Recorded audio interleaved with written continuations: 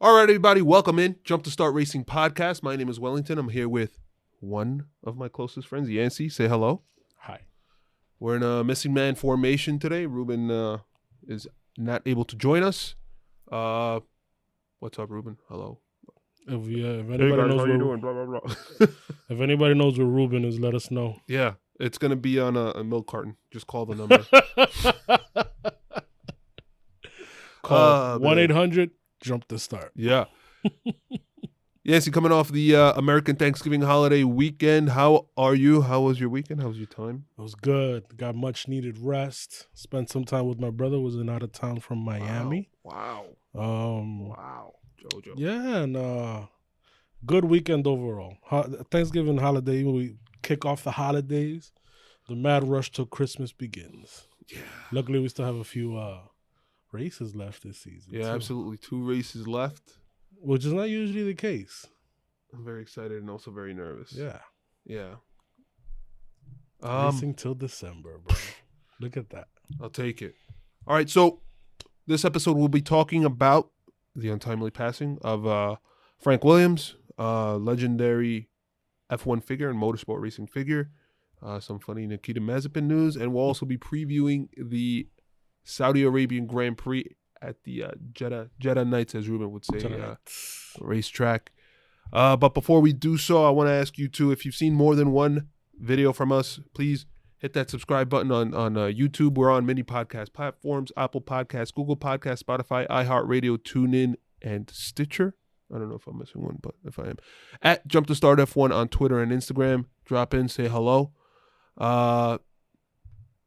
Yeah, that's it. So, Yancy, just to kind of let off with this, obviously sad news. Frank Williams, the legendary motorsport figure, has passed away at the age of 79. Not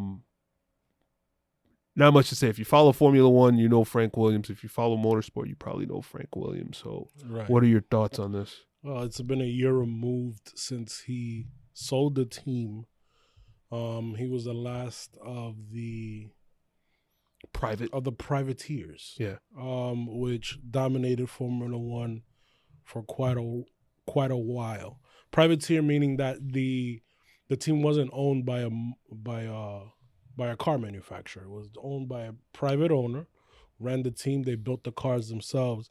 And Sir Frank Williams, and Sir because he was knighted, he left an indelible mark in F1 because he was so successful. I think Williams would probably be the second most successful F1 team behind Ferrari, surrounded second to maybe McLaren. You have these titans in the world of automakers that come into F1 and dominate. And for Sir Frank Williams to build a team and make it so dominant and really pioneer a lot of the technologies that are in our road cars today, using the hotbed of testing, which is F1, he left his mark. And we were all sad to see him not be the team owner last season when they sold it to Doralton Capital.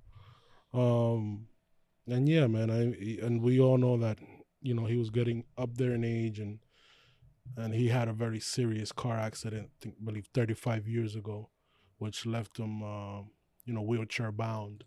But, when he could make it to the races, he was always there, was always a fixture in that Williams paddock. And, yeah, sad to see him go.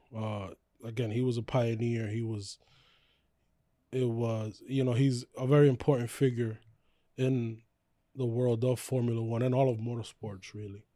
And really, worked his butt off and did it the hard way to get to where he got. The Williams Formula One team, Williams Engineering Formula One team, first entry 1977 at the Spanish Grand Prix as a team, as a constructor, 1978 at the Argentinian Grand Prix.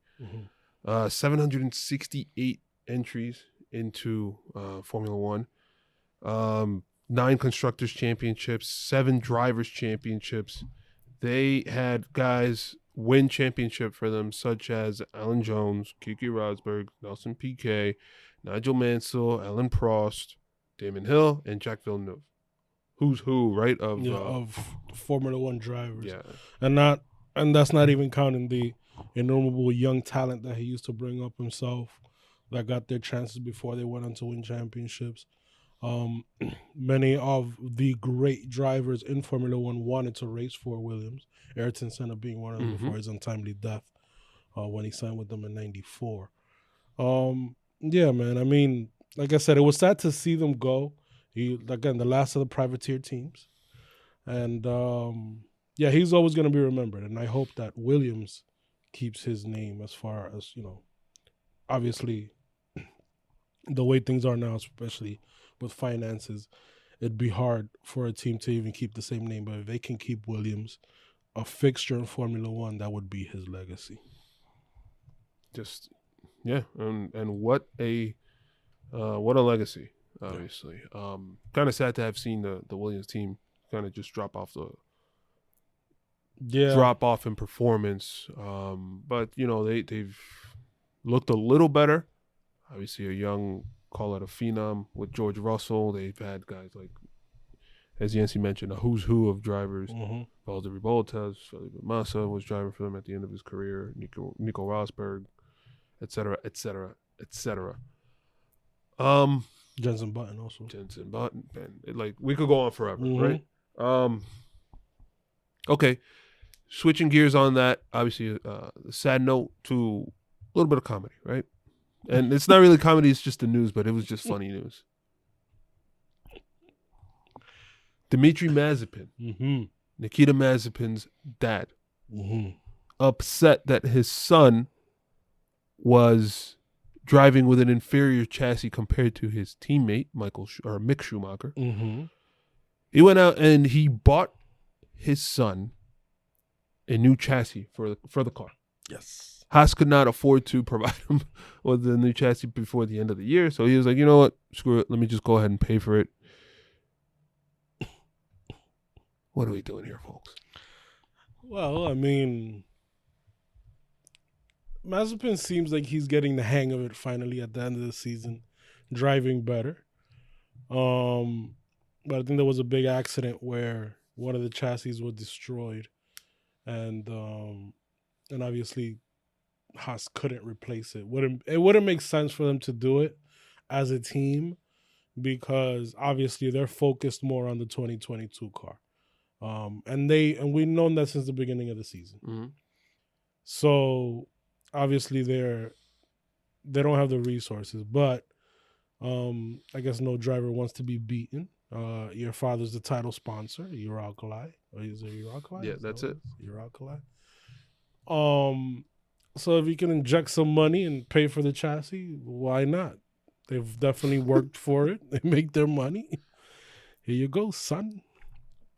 Listen, if we were able to do it, we'd do it for our own kids. He should have just went out, just bought another Mercedes car and just given it to him. That's. I don't think that's. It may not be legal. That. No. Yeah, I don't know. I just thought. You know what? They should just do it anyways and see what happens.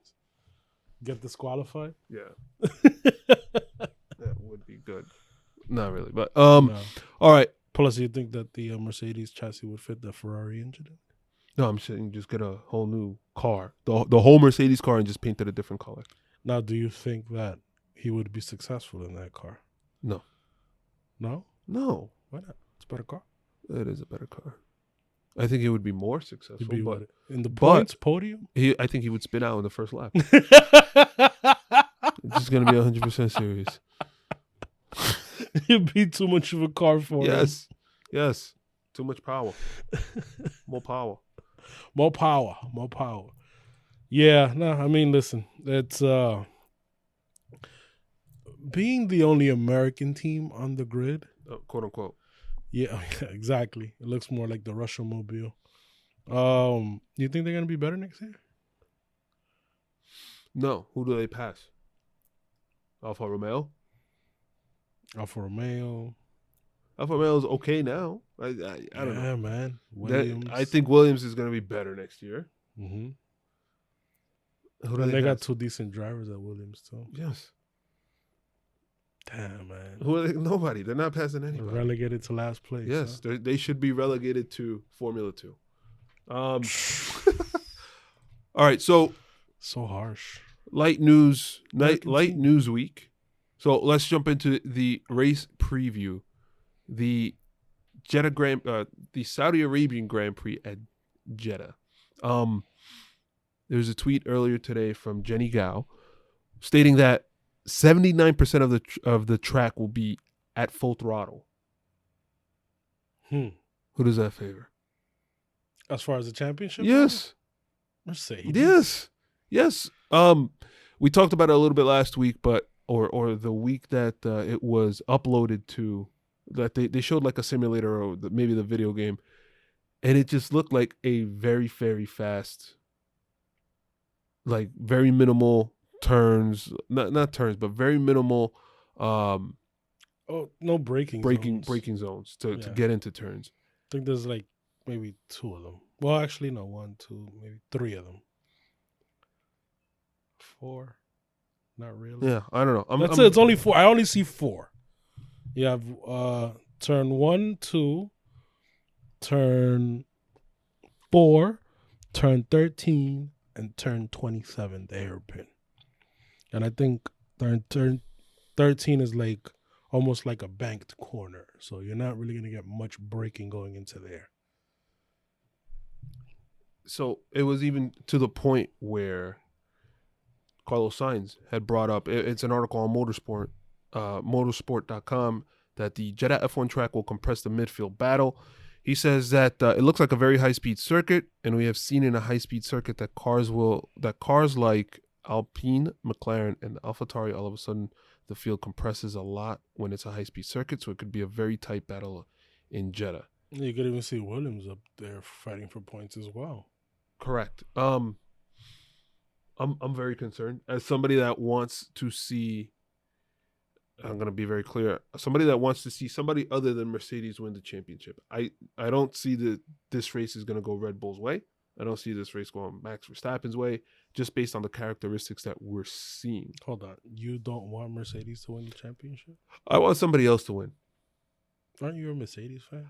Aren't yes. you ride or yes. die? Listen, yes, but I just want something else to add. Granted, this season has already delivered, right? As far as the drama, the intrigue, etc., more so than any other in recent memory. So I guess I've gotten my gift. And it's only going to be better with Netflix.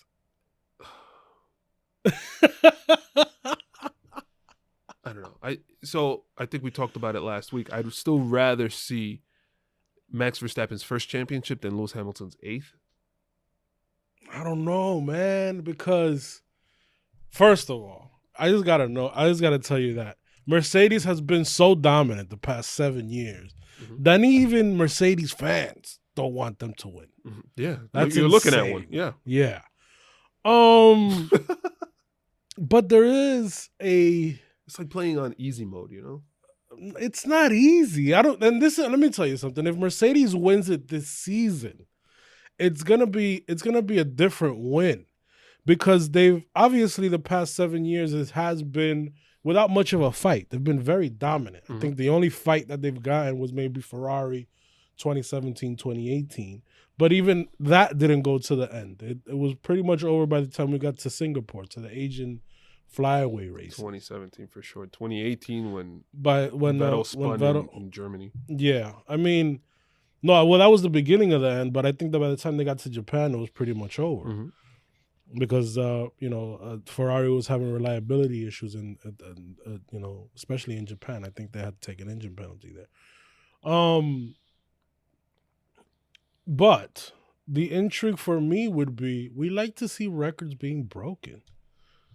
And how cool would it be if we were able to see Lewis Hamilton break the record that nobody thought would be broken, would be 7 world championships.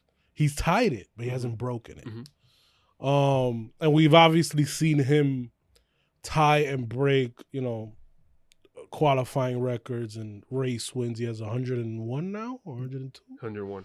101. And these are records that were set by Michael Schumacher that we never thought any F1 driver would be able to beat. And you would probably say the same thing when Ayrton Senna was breaking those records. But yeah, man, for him to win number 8, and to win it with this kind of fight where he's led the championship, but I think Max has led the championship most of the time. For his team to fight and for him to come back from behind, dude, that's a great storyline. And I think it would cement him as probably not, listen, this is all subjective, but the greatest driver of all time, and would shut up the haters saying that he only wins it in the fastest car, when this season, clearly he hasn't had the fastest car. It's been a fight from behind the whole time. And obviously, I think the only reason that this is so close is because you've obviously had Verstappen's retirement with him crashing into Lewis in Great Britain, and also the Verstappen retirement in Baku when his tires blew out.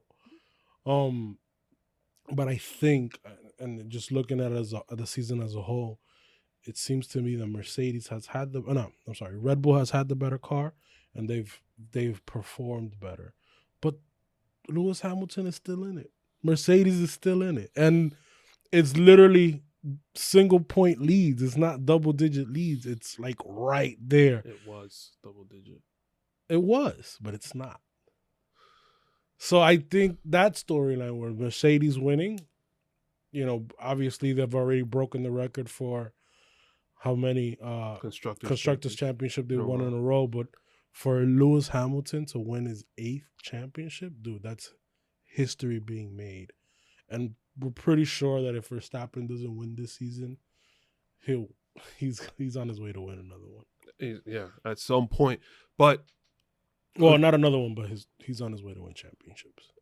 At least one. I don't know. To me, it's a little tainted, right? Because, and it's something that we mentioned last week, where for some reason maybe the budget cap isn't tight enough, but like for them to be able to have put in a rocket of an engine in Brazil, then keep just switching it back and forth and like bring back the Brazil engine. Even Fernando Alonso mentioned something. It was an article in the Independent. Mm-hmm. Those who have exceeded a certain number of engines per year should be sent to the back of the grid. In theory, Mercedes can put in a new combustion engine every Grand Prix, take 5-place grid penalty, and benefit from the power boost. I don't disagree with them. Like I feel like this is what we're seeing now. It's like, okay, it's like let's just go ahead and just whatever it is, we're just gonna go to Hunts Point, just like Valtteri Bottas. grab whatever engine we can cobble together and just blast through the competition. That's not the way the sport is meant to be run, as far as I know. Like, it's a sport about money, and whoever could burn the most resources is gonna win generally. But I don't know. To me, this seems like a cheap way to eke out a championship win. No, because it's the same for everyone, right? It's just who plays. Formula One has always been a championship where whoever can bend the rules better is going to win. Look at Braun GP, which was the team before it became Mercedes. It was Braun GP. Yeah. They came out with their double diffuser, and they won the championship. And they were the year before. They were on the verge of. They were Honda. Yeah, they were Honda on the verge of bankruptcy. Yeah, literally Ross Braun bought them. They put in a Mercedes engine. They got a last-minute Mercedes engine with a Honda chassis, and they were able to win the championship because they figured out a loophole in the rules. F1 is riddled with these types of stories all throughout their history. Whoever can interpret the formula correctly wins the championships. And Mercedes is no different. I wouldn't say it's a cheap win because the rules are the same for everyone. And you can equally say the same thing about if Max and Red Bull were down, you can put in a new Honda engine every race and they'll still make up 5 places with Max Verstappen driving it. Because honestly, Max Verstappen has driven, if not equally, but better than Lewis Hamilton this season. And really, the difference between those two cars is the driver, because it's a similar car as far as pace wise. And like I said before, Red Bull has been the better team, the better car throughout the season. It's also kind of funny to see. It's a loophole essentially, right? Within the rules. Mm-hmm. It's funny to see Fernando Alonso pointing it out, where he has exploited loopholes throughout this whole year so far, just to be like, oh, FIA, look at what I'm doing, and I could just get away with it because there's no exact rule for it. But that's what you're supposed to do, and you just get on with it. And listen, he does have a point, and it does kind of suck because obviously you don't want it to get to the point where just because you use an extra engine, you get a bigger power boost, and you can do that every race and win. But again, the rules are the same for everyone. And what was it before they even had the limitations on how many engines? You can use as many engines as you want, and still the team with the most money won. Okay. For the most part. Okay. Before this current iteration, it was like the 100-place grid penalty that Fernando Alonso himself was getting. Yeah. And before that, I don't really recall. Yeah, but before that, remember, teams used to bring in whole new cars. Yeah. Engine for qualifying, engine for it was unlimited.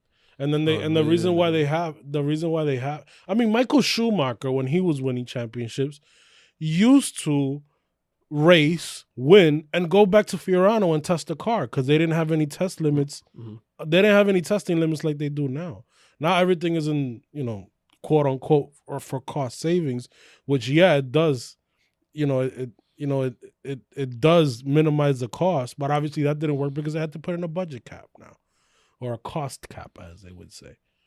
So, I mean, again, however you can interpret the rules best, you get an upper hand. If you can do it, then you can do it. It's the same for everybody. Nobody's doing anything. For example, Mercedes is not doing anything that Red Bull is not allowed to do. You're right.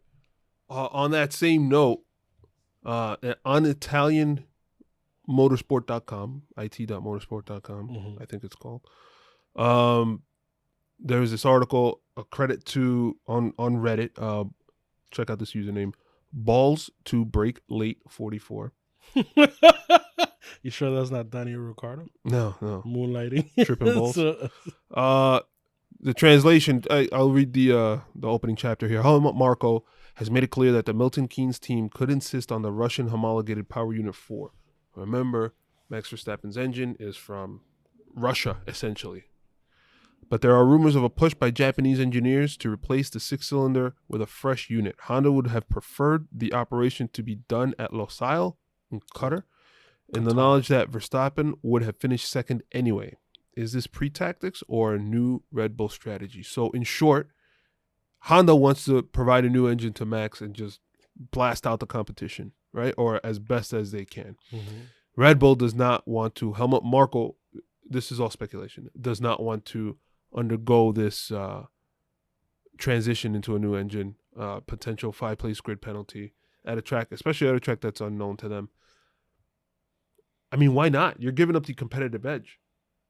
What, to take the penalty? To not take the penalty. I wouldn't do it. I would take the engine. You would take the new engine? Yes. They're getting blown out or they're going to get, just like in Brazil, just like last week, they're going to get blown out by this turned up engine.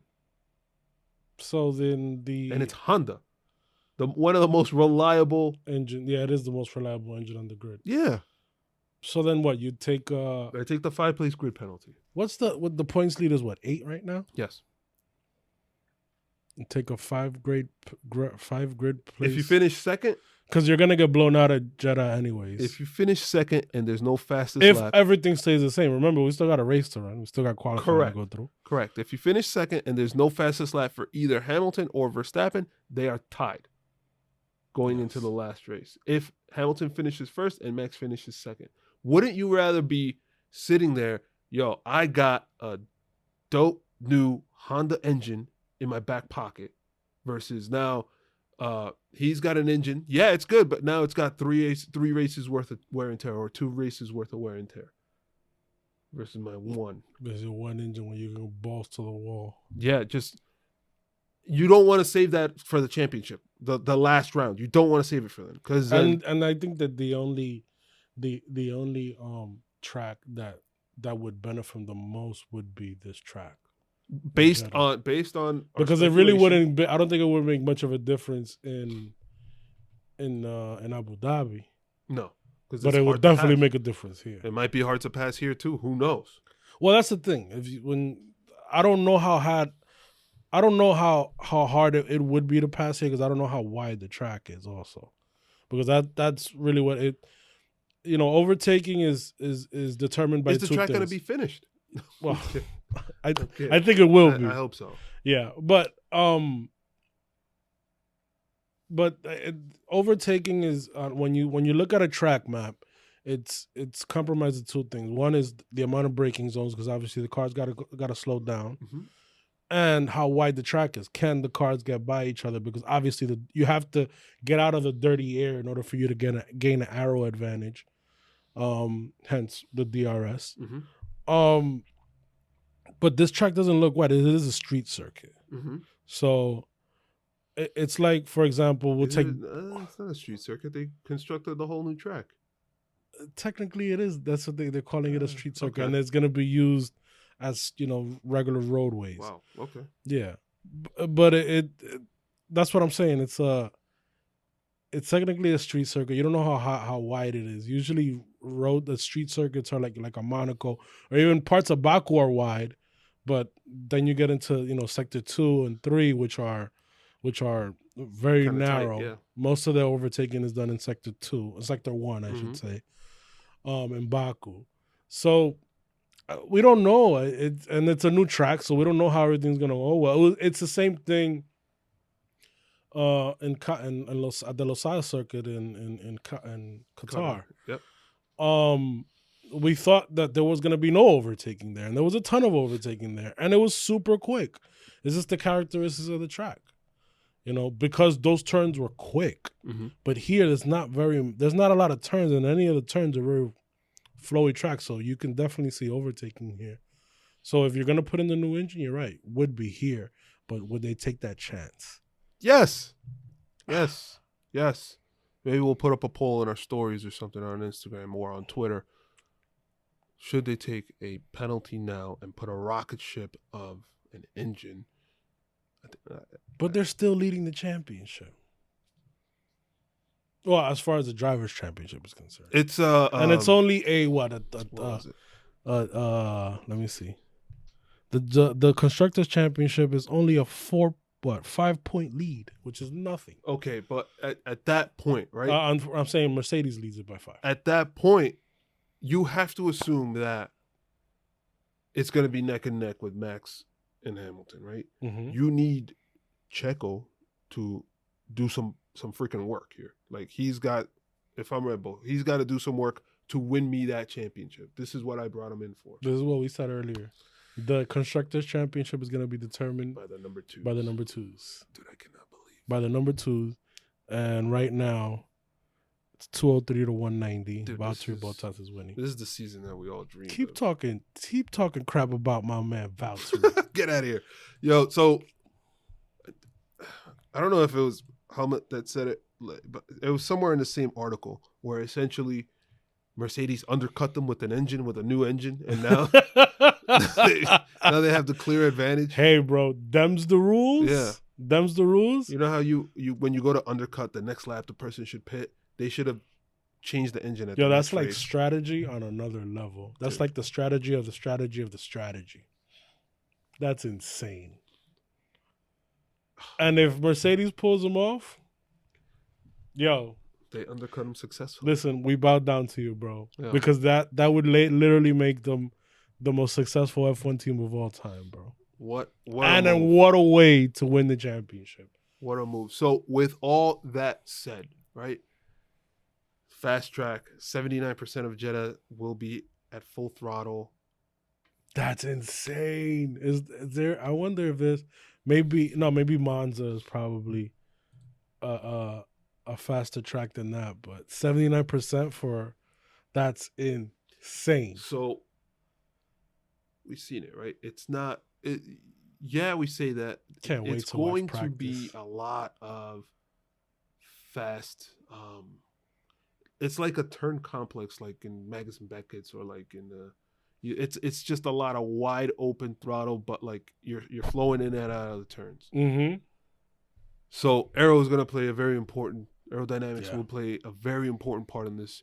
Your chassis is going to play a very important. That's probably why Nikita Mazepin's dad paid for it. There you go. Because the chassis is going to be very important. Oh my And God. also Now I Red know. Bull. Red Bull has had an issue with their skinny wing, which is basically their low drag wing. Mm-hmm. I think the last time they used it was at they didn't use it at Qatar. Russia? No, the race before that, Brazil. In Brazil. Okay. That remember that the wing was like flapping around. It was not very structurally. We're going back to the stable. beginning of the season, the flappy wing controversy. Yes. So we'll see if they had that fixed. And it's the reason why Red Bull has been making a big deal out of Mercedes wings. When remember Max Verstappen going up and touch it to see. Yeah, he didn't touch it. He didn't touch it. So you're a bigger fan of Mercedes or Max Verstappen? Right now, I just want it. No, not right now. Overall, man. Forget about your desires. They don't matter. I just want everybody to. Who are you backing, bro? I want everybody. Like to I'm a have, Ferrari I'm fan. trying to answer. Come on. I want everybody to have fun. That's what it comes down to. That is a non-answer answer. That is an answer. I just want people to have Oh fun. yeah. So predictions. Sure. Who's gonna win? Just make sure you have fun. Just have fun, guys. Yeah. Everybody's gonna get a trophy for Sure. participating. That's the way we do nowadays. Of you people, man. Of all people, you would say that. Come on, bro. Dude, I know. I feel like that competitive edge is gone. I need to get back into sports. Yeah, it's not good, bro. It's not good. What do you think? Qualifying. What do you think? Going into predictions? Let's go. Mercedes 1-2. Woo! Hamilton and Bottas. That car is a rocket, man. Yes, that's why Honda Car should is just a change. rocket. Well, Honda misplayed their hand. Or They I should got say undercut. Red Bull. They got undercut. Well, I mean, listen, you win some, you lose one. Yeah, And in the real world, we got trophies for everybody. for the winner. No. Okay? None of this participation trophy. We'll give you the little crumbs. Put to the victor goes the spoils. So Mercedes 1-2. Mercedes 1-2, Max third place. You think that's how it's going to shake out for the race? No. No. No. It's going to be a 1-2 Max. I mean, it's going to be Hamilton, Verstappen. I think Valtteri holds on to third unless he gets a real bad start. Paris is driving really good. So fourth. And I am going to go, and this pains me to do this. I'm a Ferrari fan. But I think one of the McLarens will be in fifth. I think it's going to be Lando. Mm. Ever since Ricciardo got that win, he hasn't had good results at all. He's had a lot of bad luck. Yeah. So, let me see. Ricciardo won in Italy. Well, he's had decent results, but for the most part, he got a 4th, 13th, 5th, 12th, retired in 12th. So the last 3 races have not been good for Daniel Ricciardo. NG. Yeah. Who do you think comes in 4th and 5th, qualifying and in the race? I think the two Ferraris.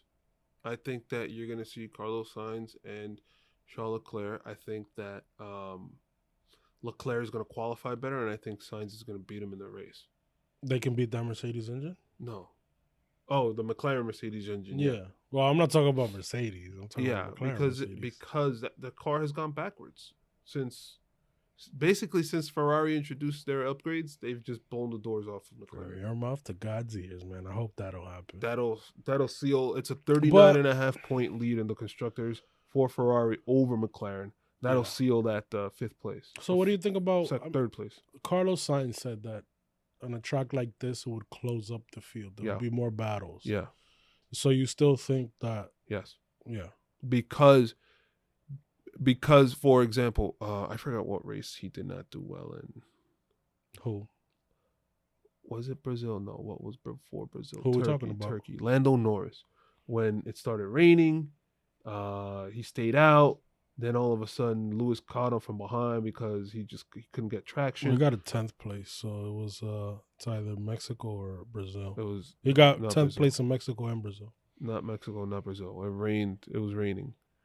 So ever since that race, Lando has just been in his head. I don't think that he's been. So, what were his places? Mexico, Brazil, and last time at Qatar. What were his finishes? So, Mexico, or the U.S. in Austin, he got 8th. Mexico 10th, Brazil 10th, and then Qatar 9th. That's what I'm saying. I bet it was before. When was Turkey? It was before U.S. Grand Prix. Yeah, you came in 7th though. Yeah, so. I mean, for him, that's not a great result because the guy he was top 5. Yeah, he was top 5 most of the races. But ever since that rain finish, he has not been able to make anything happen. He's just in his the head. last time it rained, it was Turkey. Yeah. Oh, no, in Russia also. Oh, Russia.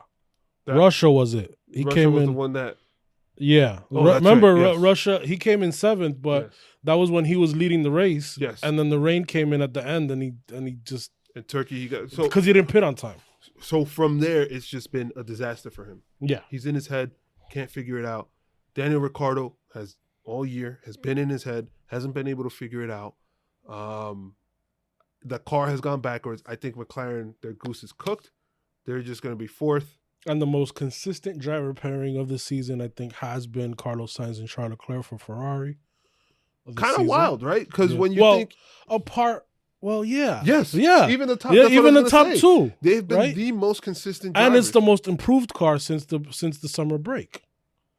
So, I mean, they didn't put a cheating engine in the back this year. And we're going to go back to that, right? You see, anytime we give some praise to I'm Ferrari, we must say that they had a cheating engine. Actually, I'm a when it was never actually proven. I'm a sore winner. Yeah, because they made a backroom deal. Because it's the Ferrari International listen, man. Assistance. These are the rules. Them's the rules, and those who play the rules, those who interpret the rules better, win. And they're Ferrari. They've been in the championship since the first year since 1950. I mean. Come on, that brand is synonymous with F1, me bro. Being a Yankee fan, like, oh my God, they've won 20 whatever championship. Who cares? They didn't win last year. They didn't win the year before. And why? Because of a cheating team, just like a cheating engine. The Houston Astros. Yes. Even though did they win the championship this year? No, they lost to Atlanta. So, yeah, you're right. Yes.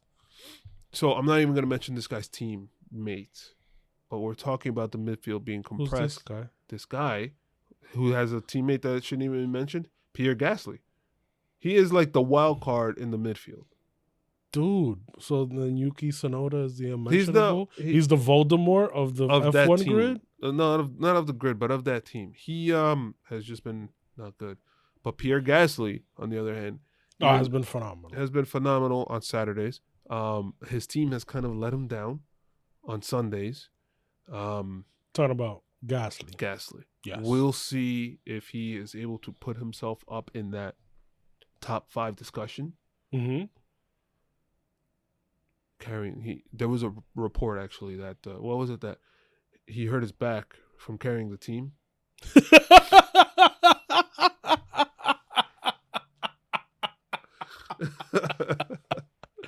Oh, man. Yeah, so reportedly Pierre Gasly will not race for the rest of the season. Yeah. because he's been carrying the team so much. Obviously, you got to back now. We're kidding, but that's great. That was awesome. So just to kind of wrap up these predictions. So we said did we talk about the race itself? I think for the race itself. Well, you didn't give your predictions for the race. I think it's going to be Hamilton, Max, Bottas, Perez, and then Carlos Sainz. So, you think Carlos Sainz beats Leclerc? Yeah, I always think that. Sure. So then you're a hater. Absolutely. So from there, because the only one that has a cheating engine is Leclerc. Yes. Not Carlos Sainz. Correct. What does that mean for us? That means to us that, oh man, it's 8 points now. Mm-hmm. There's 25 to. So if Hamilton wins and gets the fastest lap, and Max gets second, that means they're tied going into. Hamilton wins and gets the fastest lap. They're tied. Tied going into. If Max gets second, right? They're tied going into the final race. And of Max the year. can win the championship if he wins by 17 points. 18 points. 18 points. Okay. Correct. Yes. Yeah, because of the fastest lap shenanigans. Right. Oh boy. So if Hamilton wins, gets the fastest lap, and even if Verstappen gets second, they're tied. They're tied. Yes. What? Going into and all that is extremely possible. Very much so, because that's really the running order the entire season. It's either Max Verstappen first, and Lewis Hamilton second, or Lewis Hamilton first. If he finished the race, he has never finished below second this year. No. How crazy is that? No, he has one where he finished 9th. Oh, my bad. And then Azerbaijan, he actually qualified and finished 18th. So let me just go with Max. Max, second, first. Second, first. That's the 18th in Azerbaijan. First. Retired in Great Britain. 9th in Hungary. First. Retired in Monza. Second. First. Second. Insane how good he's been driving. Lewis Hamilton, first, 7th, 15th, second, 4th, first, second, third, second, retired. That was in Monza. Crash with Verstappen. First, 5th, second, first. Dude. The fact that Lewis Hamilton is even this close is amazing. Yep. To be honest with you.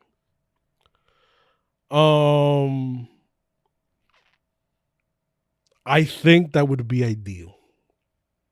One race to win it all. If they go in tied to the last race of the year, one race that would be the ultimate. Ideal. That would be the best. The Abu Dhabians would be celebrating.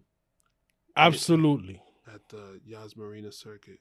To finally get a race that means at something. A reprofiled Yas Marina circuit. Oh my God. I'm already stressed for the potential for that winner take all.